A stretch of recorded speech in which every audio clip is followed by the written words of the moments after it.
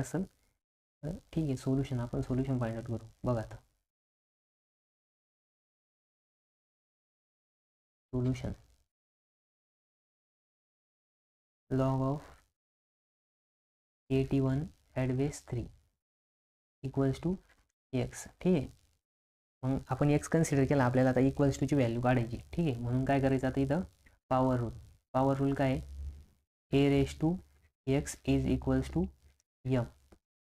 आता इथं काय आहे की पॉवरला ठीक आहे आपण एक्सच घेऊ, नंतर ना लॉगॅरिथमिक फॉर्म. ठीक आहे.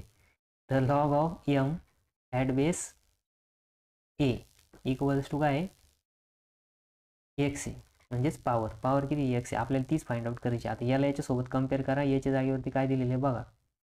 तर एच्या जागेवरती दिलेलं आहे आपल्याला 3, यमच्या जागेवरती दिलेलं आहे 81 आणि एक्सच्या जागेवरती काय आहे एक्स आहे. तेच आपल्याला फाइंड आउट करायचं. मग आता याचा लिहा exponential form 3 raise to x equals to 81.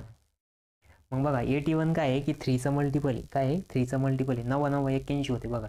तर मग आपण 81ला असं लिहू शकतो का, 81 equals to 3 into 3 into 3 into 3. बघा 3 त्रिक 9, 9 त्रिक 27, 27 त्रिक 81. म्हणजेच काय आहे की 3 रेस टू 4.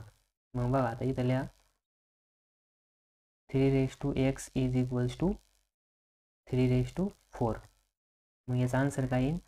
मग जर आपण कम्पेअर केलं तर एक्स इक्वल्स टू किती भेटलं आपल्याला, 4 भेटलं. ठीक आहे.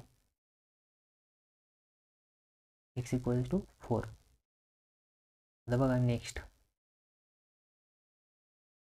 आता बघा इथं आपल्याला solve the following. Log of x square minus 3x plus 2 minus log of x minus 1 equals to log of x minus 2 दिलेलं आहे. ठीक आहे. तर 1 मिनटं हे बरोबर आहे बघून घ्या तुम्ही, कारण की मला वाटतं तिथं प्लस इक्वल्स टूच्या जागेवरती टायपिंग मिस्टेक झाली बहुतेक.